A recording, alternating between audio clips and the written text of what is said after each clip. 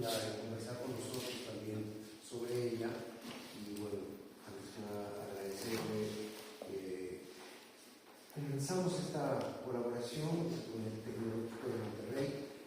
Él es director de la Escuela de Humanidades y Educación en esta nueva sede, como mencionaba yo al principio. Y bueno, Omar Servillo Garnica es profesor investigador, miembro del Sistema Nacional de Investigadores nivel 1, es doctor en Ciencias Sociales y Políticas y maestro en Sociología por la Universidad Iberoamericana.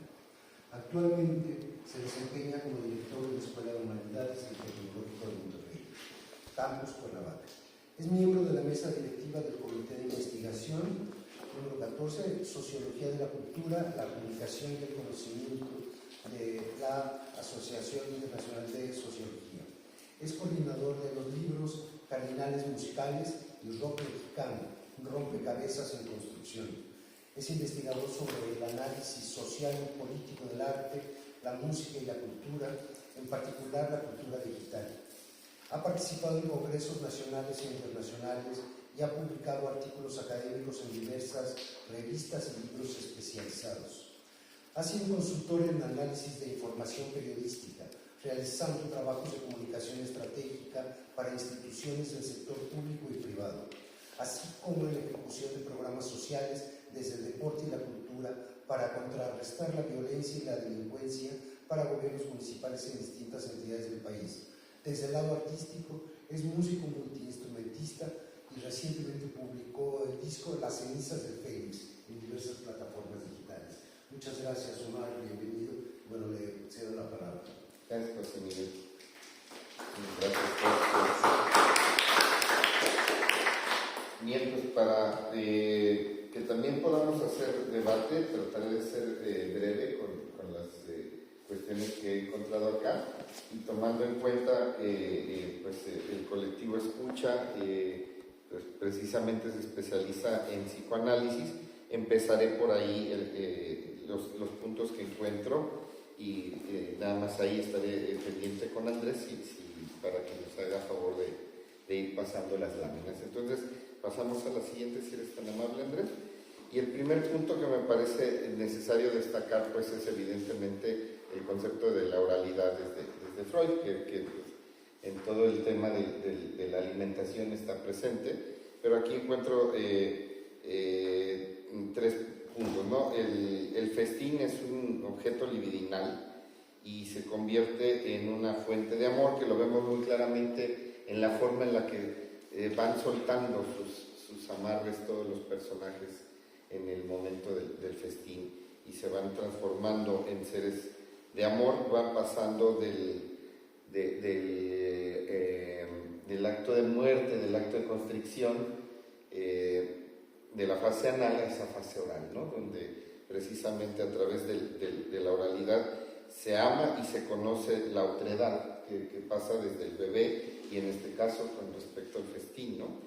El acto de Babet también es, por supuesto, un restaurador. De entrada hay que enfatizar el significado de la palabra restaurante, ¿no? Ella trabajaba en un restaurante y precisamente hoy a veces se nos olvida que la misión de un restaurante es restaurar.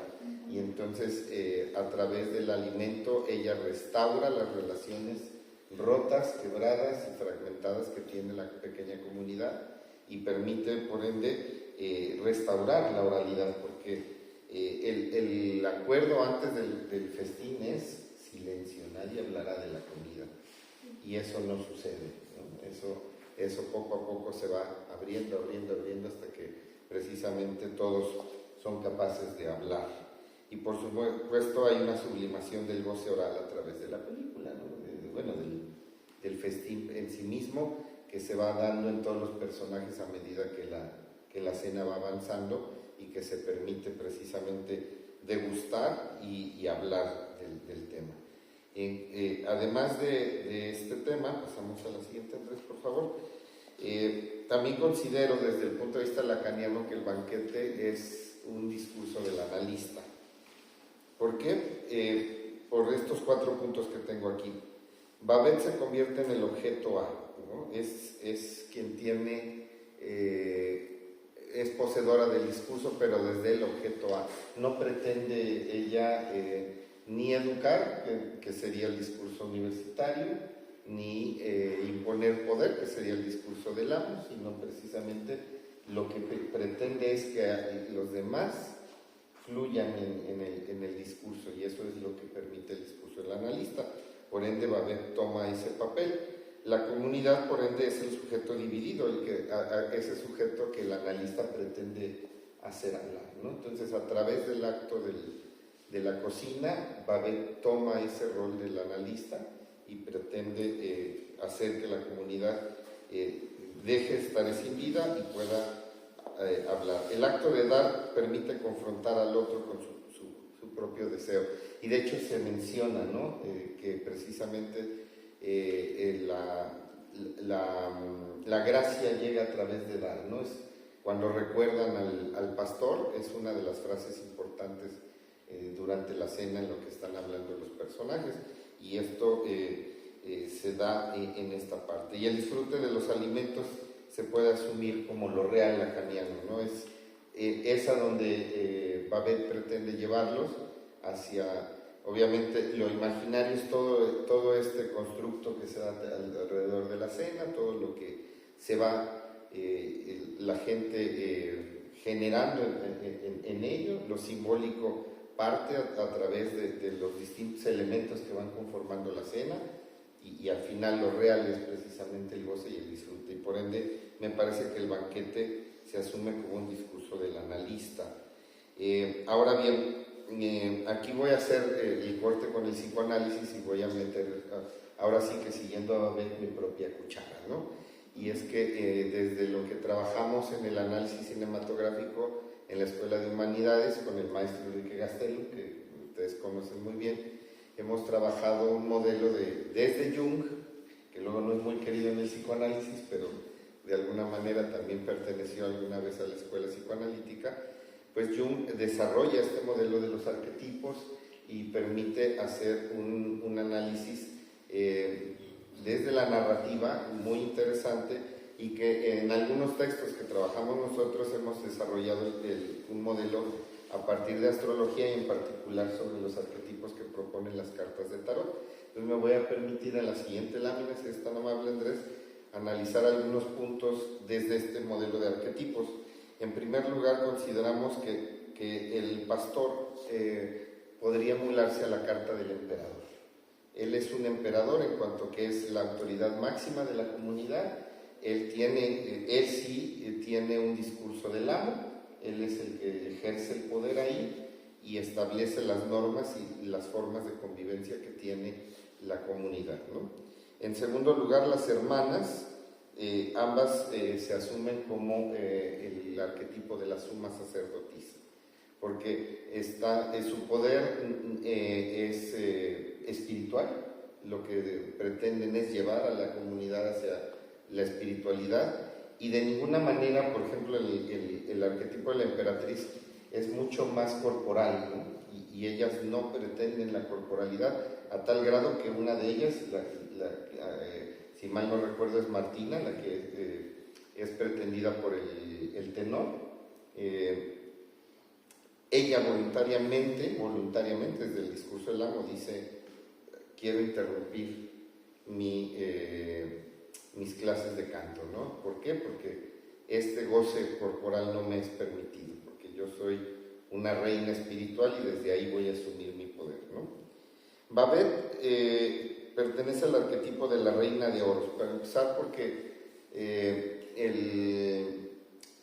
el mazo de oros en el tarot simboliza la tierra, y a fin de cuentas lo que vemos en el banquete tiene que ver con la tierra, desde el hecho de las propias codornices, las frutas, todos los ingredientes que ella va sumando, esa parte de tierra que ella obtiene, y que además lo transforma en un tesoro, ¿no? El oro en sí mismo, y que además la actitud de la reina de oros es de dar, ¿no? Y ella otorga, ella da, es una reina capaz de brindar el goce y la alegría a los demás. El tenor aquí se convierte en el mago, porque de entrada el arte es magia y al final el discurso de cierre del general lo comenta, ¿no? A través del arte se gesta una magia única y lo asume en todo momento, desde el momento en el que él pretende educar a la hermana en canto y que a pesar de que el discurso del amo cae rotundamente sobre él y que entonces queda pues tajantemente cortado el proceso, él asume que su magia y su poder puede regresar a la aldea a través de otra artista, que en este caso es la propia Babette. Y el papel maravilloso, el que a mí más me gusta, es el del general Louben, y espero haberlo pronunciado bien, mi danés es muy limitado, espero, y que hay que entenderlo desde el arquetipo del carro. De entrada es literal, ¿no? Él llega a la cena en un carro, pero la carta simboliza también el regreso triunfante precisamente del héroe después de un proceso de lucha. Y él es precisamente un general que se va a la guerra, que tiene una serie de misiones, incluida la parisina, donde él indirectamente conoce a Babette, y regresa a la cena, y ese regreso triunfal es el que permite que fluya el discurso del analista. Su rol es fundamental, porque todos están puestos de acuerdo para guardar silencio, para establecer para preservar el discurso del amo, pero él rompe con esa solidaridad falsa, porque es falsa, no hay una solidaridad en el fondo, porque previamente a la cena, como lo pudimos ver, todos se están acuchillando, y es la cena la que les permite poco a poco ir fluyendo nuevamente en solidaridad, al grado que llegan al punto final donde todos cantan en este rondín alrededor del pozo, ¿no? Que es una escena maravillosa de la película y que nos permite entender el rol del general, que yo normalmente entiendo el rol militar desde una frase, una canción de un grupo de rock chileno que se llama Los Tres, y que por ahí tienen un verso maravilloso que dicen, es como un general mirando cuadros de Dalí, esperando volver nunca más, ¿no? Porque no hay nada más rígido y cuadrado, y se ve al inicio de la película, que el mundo militar, ¿no? Y entonces ese mundo militar está totalmente alejado del arte, donde el sueño, la libertad, el goce se permite, y dentro de la milicia el goce no está permitido, ¿no? Y entonces es muy, muy interesante cómo este personaje va a la guerra, pero dentro de la guerra conoce el goce, conoce el disfrute, conoce la libertad, y después regresa y lo ofrece como ese elixir libertario para toda la comunidad y toda la aldea. Y por supuesto, aunque este no está dentro del tarot, pero es necesario mencionar el obligado arquetipo de todo el acto final de la película, el tercer acto, que es por supuesto el festín, el banquete, que se asume como la última cena, ¿no? Porque además la religiosidad está completamente presente en todo momento. Entonces es un momento sublime que además se queda patente y muy claro en el momento que precisamente el general se convierte en el comensal número 12, ¿no? Los 12 apóstoles, y por supuesto que el rol mesiánico lo asume el poder del amo, que es el propio pastor, que está presente en su ausencia, ¿no? A través precisamente del discurso, ¿no?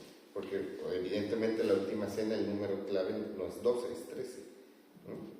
Entonces, pero el hecho de que haya una mención explícita al número 12 por supuesto que nos tiene que remitir a ese acto, y que además a través de la cena se cumple lo que el arquetipo pretende, ¿no? Que es un acto de comunión.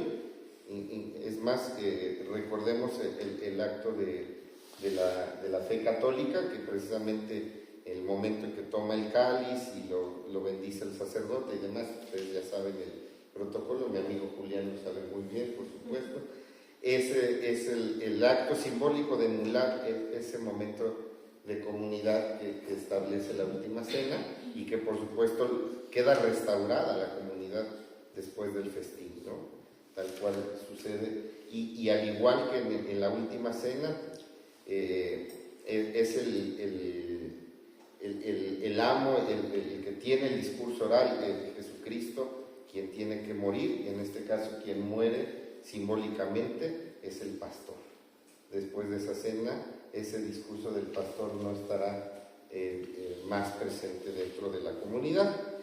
Y por último, también para sacar pues mi lado sociológico, que también no me lo quise ahorrar. Tenemos la siguiente, por favor, Andrés. Quise meter dos reflexiones que me parecen muy relevantes para la película. En primer lugar, desde Max Weber, el importante padre fundador de una de las corrientes sociológicas y que tiene uno de los trabajos fundamentales para entender el proceso del capitalismo en su libro La ética protestante y el espíritu del capitalismo, que precisamente centra el origen del capitalismo en esta forma de llevar la vida luterana y que está muy presente en la película. En particular, este ascetismo puritano que podemos apreciar a través de todo lo que se hace en la comunidad. En un principio parte ese ascetismo puritano como una vida modesta y sin ostentaciones, que es lo que orienta a la comunidad a vivir de esa forma moderada y alejada de la materialidad, porque es la forma de vivir la espiritualidad hacia adentro, ¿no? Pero poco a poco ese espíritu de moderación también va llevando, en lo que postula Weber, hacia la valoración del trabajo y el trabajo desde el ahorro que poco a poco va generando el proceso del capitalismo, ¿no?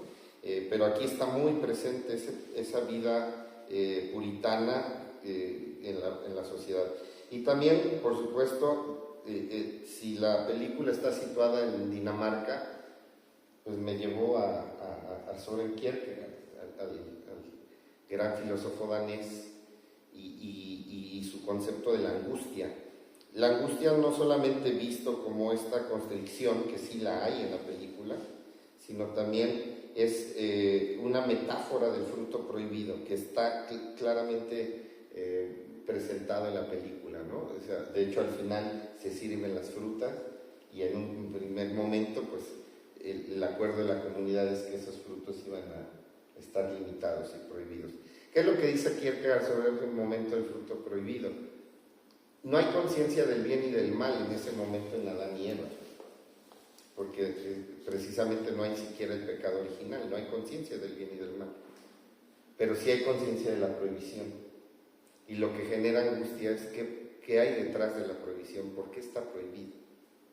Y entonces el adentrarse detrás de la prohibición es lo que permite primero conocer el pecado.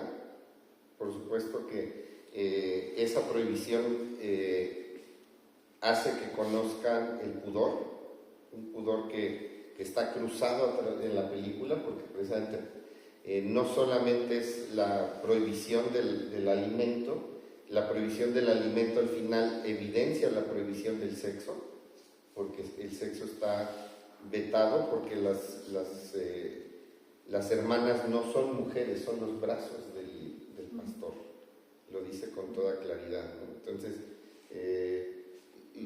los brazos como si fuesen asexuales, porque también son órganos sexuales, no voy a entrar en explicitud, la imaginación de cada uno de los adultos presentes podrá llevarlos al porqué de ello. Y precisamente en ese paso, el pecado también tiene como atrevimiento, como volviendo al psicoanálisis, como esa posibilidad del acto libidinal, del acto tanático. Después del acto erótico hay un acto tanático también, se termina, ¿no? Hay que terminar para llegar al orgasmo, pero ese orgasmo es una autorrealización. Entonces, detrás del pecado se esconde la autorrealización, Pero para llegar a ese camino, por supuesto que se tiene que pasar por la angustia, por esa angustia de saber o no saber si lo que está prohibido me puede llevar a ese lugar, ¿no? Y es un poco, y sabemos que por supuesto Kierkegaard tiene esa visión también del cristianismo, donde se cruzan esos dos mundos que la película también nos muestra, entre el puritanismo y el luteranismo, con el mundo papal y católico, ¿no? Porque incluso cuando recibe al tenor le dice, tal cual, ¿es usted papista? Como si fuese eso una agresión, ¿no? Y sin embargo le respeta sus talentos de mago, ese emperador, volviendo a los arquetipos, y lo deja pasar, ¿no? Cuando a los otros chicos luteranos definitivamente les dice, compadre, usted váyase para allá, ¿no? Usted no tiene nada que hacer aquí en mi casa, ¿no? De manera educada, pero los corre, ¿no? Y al mago sí le permite el paso. ¿Por qué? Porque reconoce los talentos que están presentes en el personaje, ¿no? Entonces, pues estas ideas las pongo brevemente aquí en este espacio, pues para que podamos todos conversar y podamos platicar. Y a manera de chiste, así como Chespirito no tenía risas grabadas, nuestra proyección sí contiene lapsus, que fueron más o menos cada 30 segundos. Los lapsus están incluidos en esta proyección que José Miguel nos permitió el día de hoy. Corte del director. ¿Eh? Corte del director. Es versión del distribuidor, no del director. Que como estamos en un ciclo de cine y psicoanálisis, pues tenía que llevar sus lapsus, ¿verdad? Así es. Esto es lo que quería comentarles a ustedes y pues abro espacio para el debate y el diálogo. Muchas gracias.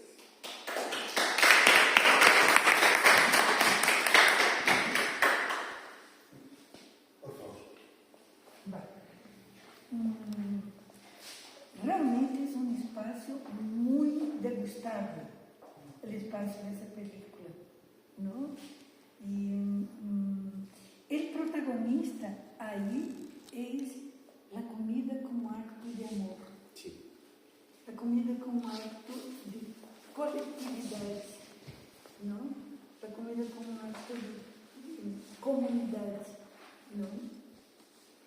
Y las diversas formas de amor, porque ahí desfilaron muchas formas de amor, ¿no? Sí. Entre ellas, ¿no? Y la forma con que ella, Babette, que ella pregunta, ¿por qué lo hace? ¿No?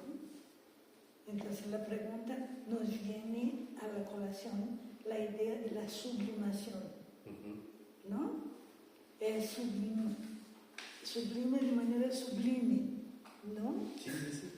Entonces, sí, y eso lo que permite es la creación, ¿no? Es lo que da el espacio a la creación. Entonces, en lugar de estar dentro de la rigidez, tanto religiosa, porque, claro, hablando de instituciones totales, es la institución ejército o fuerzas armadas y la institución religiosa, ¿no? Sí, sí. Y ahí sí, cuando tú lo planteas como el discurso del amo, ¿no? Aquí es un discurso absolutamente vertical, ¿no? Entonces, la pregunta me sigue dando vuelta, ¿no? La pregunta, ¿por qué lo hizo Babette? ¿No? Y ahí está algo que vuelvo a los conceptos lacanianos, porque me da mucha luz. Hablar del goce femenino y del goce místico, ¿no? Que no es contabilizable, ¿no?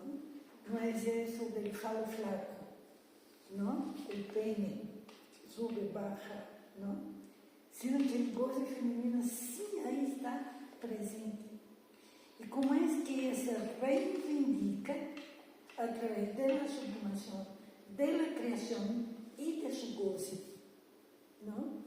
Y el goce es dar, ¿no? Desde cuando ella era chef, el goce es dar, ¿no? Sí.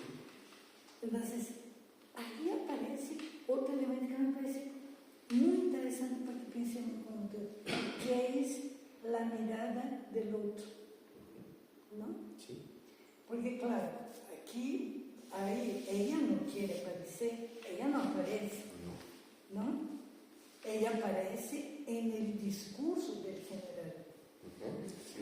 ¿no? A través de él. El reconocimiento es el discurso del general, ¿no? Sí. Entonces, ella no aparece. O sea, está buscando la mirada del otro. ¿Qué mirada está buscando? ¿No? Y ahí lanzo la pregunta, ¿no? De nuevo lanzo la pregunta, ¿no? Para que sigamos. A ver, ¿puedo? Claro, claro. Es que me provoca mucho hablar de Lacan. Yo tengo siempre mis reservas con Lacan, bastante, ¿no? Pero lo que trae Usana me parece muy importante, ¿no? Es pensar en la sublimación, pero la sublimación como un goce, o la sublimación como una transformación. Porque son, o sea, hablar del goce es hablar del mundo interno, ¿no? Y aquí nadie, o sea, la nadie, es un mundo totalmente, es un grupo. Entonces me parece que la sublimación tiene aquí un tinte más transgresor de parte de la Babel, totalmente transgresor, frente al orden establecido y le vale, ¿no? Y se mete. Tanto es así que empieza las hermanas a angustiarse, ¿no? ¿Qué va a hacer esta mujer? Es parisina. Las mujeres parisinas son tremendas, ¿no? Pues las danesas nada que ver, ¿no? Entonces, lo que hace la Babel, ¿por qué lo hace?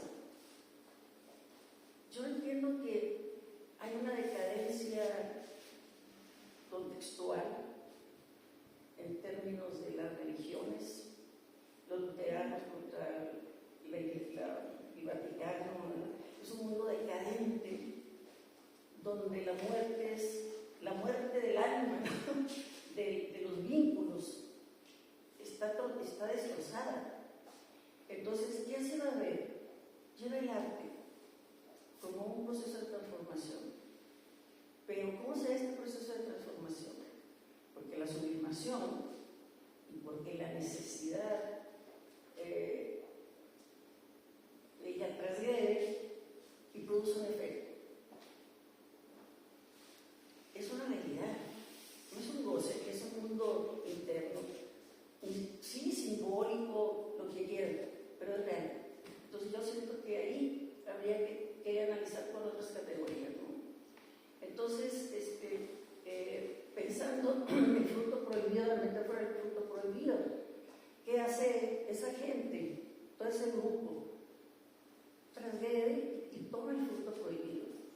Y a partir de allí empiezan a solidarizarse como hermanos frente a una sociedad donde estaba instalado el Padre, el Todopoderoso, el Amo. Entonces, el poder. Entonces, ¿qué hace la Babel? Toma un lugar muy distinto. Las mujeres tienen una propuesta muy distinta a la masculinidad. ¿Y qué hace la mujer? No está ordenando cómo deben vivir, ni cómo pensar, ni nada. Está ofreciendo un espacio de contacto con algo fundamental que es la panza, el placer, el vínculo que hay entre el alimento, quien hace el alimento y ellos. Es un vínculo de cercanía fundamental que trae reminiscencias del lugar de la madre, obviamente, ¿no? Con toda la ternura que está anclada en el alimento y todas las... ¿sí? Entonces me parece que la Babel es una revolucionaria de este lugar, mueve las pasiones con la manera femenina que podría hacerlo. No un hombre, no pudiera hacerlo. En esa época, creo que ahora tal vez se puede esperar. Sí. no para terminar. Entonces, me provoca que lo que parece es muerto el padre, los hermanos se alían de acuerdo con nuevas normativas y nuevas leyes, que no son las del padre, y que ahí se transforma la religión, y ahí se transforma el luteranismo y la iglesia. Entonces yo tendría una visión más crítica del psicoanálisis en ese sentido, ¿no? Porque no nos dice nada que el oral, que sí, el oral también, pero el oral es una función, es un concepto, ¿no? La potencia de la película, yo creo, es esta revolución que hace en la praxis, ¿no? Y que eso, bueno, tenemos que interpretarlo, o sea, todo eso no, nada más disfrutar. Por favor, si hay otra intervención, por favor, tenemos aproximadamente 15 minutos para... Sí, a las 8... sí, yo no marqué los tiempos al principio. No marcaron.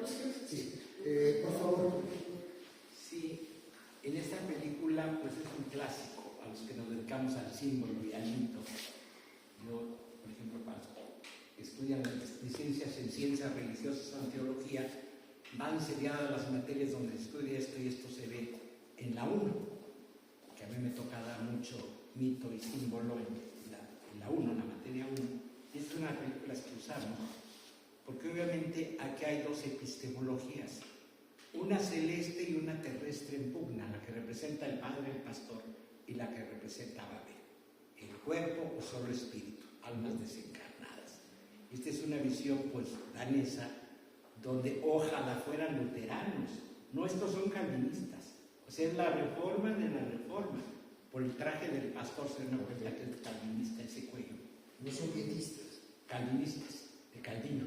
Son puritanos en algún momento. Sí, pero el nombre técnico se llama, porque lo crea Calvino. Claro. Y entonces, luteranos serían a la mitad, estos son como la reforma, esto es la reforma de la reforma, son más anticuerdos, son espíritus. Pues aquí hay dos epistemes en lucha. Y nosotros lo leemos, cuando uno ve la película varias veces, yo la he visto muchas veces, el texto que está atrás, como el guión, es el Evangelio de San Juan. El director lo conocía perfectamente, lo trabajó simbólicamente. Y como lo dije, la cena es la última cena. Y Babel resulta que no es nada más que la divinidad, que baja a romper esas epistemologías al goce. En el Evangelio de Juan, la comunión no es la comida, es el servicio. Y hay un símbolo al final de la película donde ella termina y se lava el agua y agarra la toalla y se seca. Ya sirvió, o es como el eje interpretativo de la película. La comunión creó comunión sirviendo. Y vamos viendo cómo en la película se van transformando, el color de la piel les va cambiando, como diciendo todas las pasiones, va pasando la comida y la bebida, y ella enjoda en la cocina, porque ese es el servicio. Incluso el niño que sirve, pues es San Juan Evangelista el que escribe ese evangelio, es el servidor, porque como es el servicio, es el evangelista el que entra y sale. Es simbólico el asunto, muy bonito esta película. Por eso ella duerme arriba y baja siempre de las alturas a servir a las hermanas, y en la última cena baja esto. Entonces es muy interesante cómo estos planteamientos religiosos rompen, son dos miradas, la cesis pura, vas a llegar a la salvación por la cesis, no cuerpo, y vemos lo que crea esta mirada, pleitos, chismes, todo lo que aparece antes de la cena, que eso es lo que crean. Pero pareciera que no, en un mundo capitalista, de lo que ya decía el doctor de la ética protestante, el individualismo es lo que salva, el ahorro. Las hermanitas estas contaban y guardaban, esa es la ética protestante del ahorro. Va a haber la otra mirada, la de la faustosidad. Francia. Bueno, gasta todo. Gasta todo la generosidad. Y es un banquetazo, digo, el único que reconoce es el general, se da cuenta, porque conoce ese mundo de París, que esto no era cualquier cena, no lo hizo. Y bien que le atinó, él sabía que lo había hecho, no la vio, pero probándoles. Entonces, aquí en el fondo lo que hay, para concluir, no llevar más tiempo yo, es toda una antropología semítica contra una antropología occidental. La occidental lo que representa el padre y este grupo religioso del ahorro, de la austeridad, y el mundo semítico, que es de la fiesta, de la plenitud y del cuerpo. Los sabores, los olores son sagrados. Y sin embargo, Julián, aquí en esta versión no se ve, porque no, ese es el subtítulo de las canciones, no nos ayuda, pero las alabanzas que están cantando es Jerusalén es mi origen, es semítico. Es una mirada semítica, y recordemos que en el mito del paraíso, del fruto prohibido, que no es un mito semítico, lo toman, es un mítico persa. En el mundo persa existe el paraíso. La palabra paraíso no es lengua semítica, es de la lengua de Persia, es la misma palabra paraíso. El paraíso estaba entre el Tigris y el Éufrates. Existe el día de hoy el Tigris y el Éufrates, está en Irán, al sur de Bagdad, estaba el paraíso. Y en el centro del paraíso había un árbol del bien y el mal. El que tomara el fruto prohibido, que el texto nunca dice la manzana, aunque la tradición ya hizo un fruto, se convertiría como dioses. Era el mito persa fuertísimo. Entonces, en la mirada occidental viene la serpiente, que representa el mal, la tentación, pero en el mito viejo la serpiente es la divinidad. Viene a regresar a sus hijos y a sus hijas como dioses. Por eso les da el fruto a la serpiente, que no es la mala, es la liberación. Y cuando los echan del paraíso no es castigo. En el paraíso eras como niño, ya creciste, ya tienes capacidad de decidir qué es bueno y qué es malo. Entonces es una bendición salir del paraíso. Nada más que Occidente lo lee todo con la otra epistemología celeste. Es castigo, es malo, hicieron el pecado, desobedecieron. Es otra lectura de todo. Y esta película nos lleva en el trasfondo a todo ese juego interesante de símbolos. El discurso fuerte, como ya lo decía también el doctor, es el de general, que habla de la Hadis, la gracia, que escribiera como un discurso teológico central. Pero lo demás es puro símbolo, no es de mucho explicar, sino mirar, observar. Y terminan alrededor del pozo. Ese es el Evangelio de Juan. El agua viva, bailando y festejando, recuperando su cuerpo. Tiene que ver otra vez con cuerpo, sensualidad, sentidos, es agua, y terminan haciendo un baile que en su mirada del patriarca estaba prohibidísimo, peligro que bailaran. Comer, beber, bailar, imagínate cuerpo, la tentación mayor, cayeron, y así termina la película. Es muy bonita película, me gusta.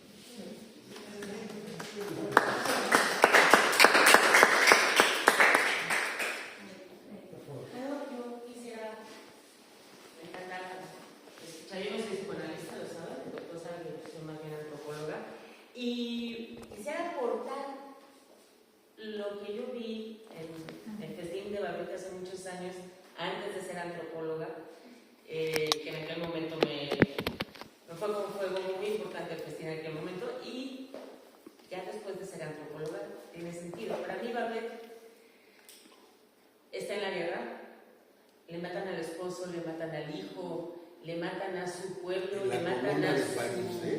En la revolución. En la revolución, sí, es la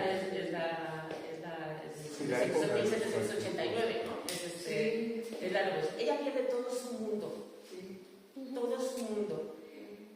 Después nos enteramos que ella queda viva porque el general amaba su cocina y su arte, y por eso ella queda viva.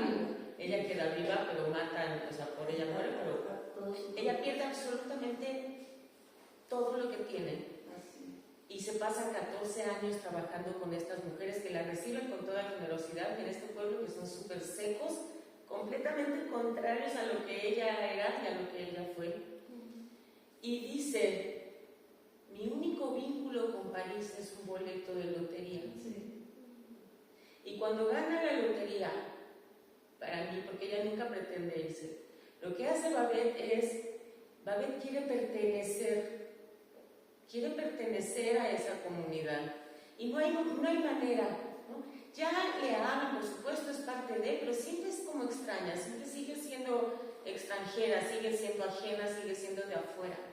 Babette quiere pertenecer y quedarse de manera permanente. Todos creen que en algún momento se va a ir, pero ella quiere estar ahí por siempre, quiere pertenecer a la comunidad. Y entonces ofrenda, como ofrenda a los dioses, ofrenda su último pedazo de vida anterior. Su sacrificio.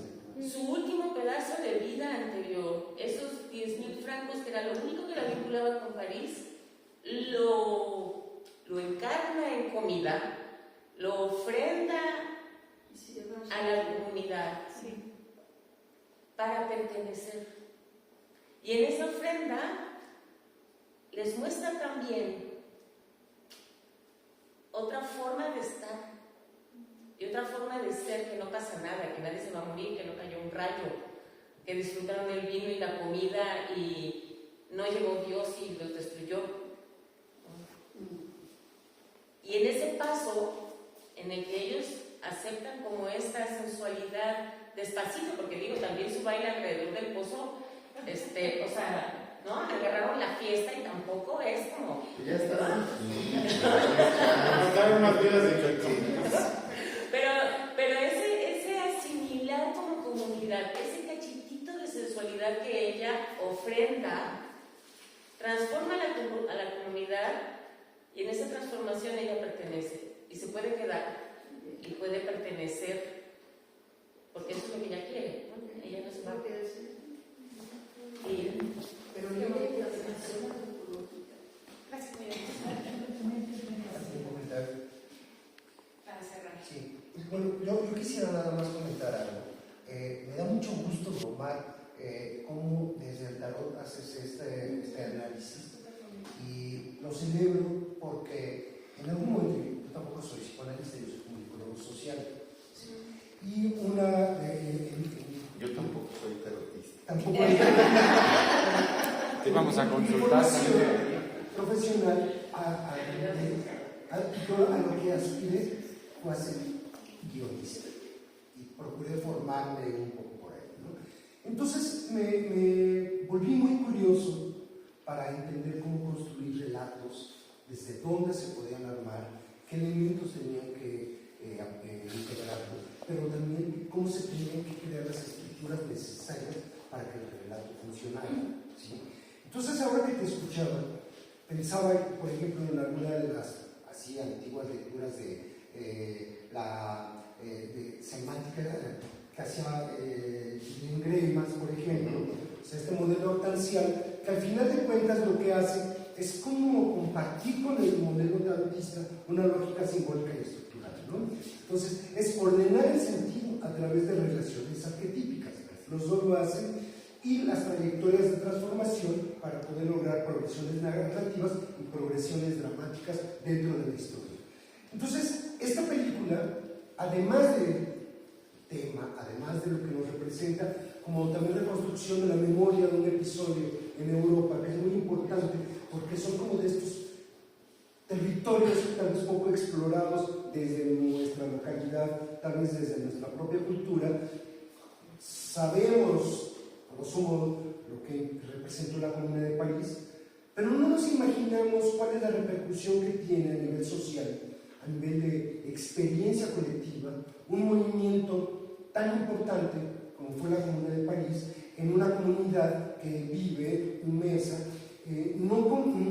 tal vez yo entendería no como una posición combativa ante otros cristianismos, sino más bien como una preservación tal vez de la pureza de su propia ritualidad, ¿no?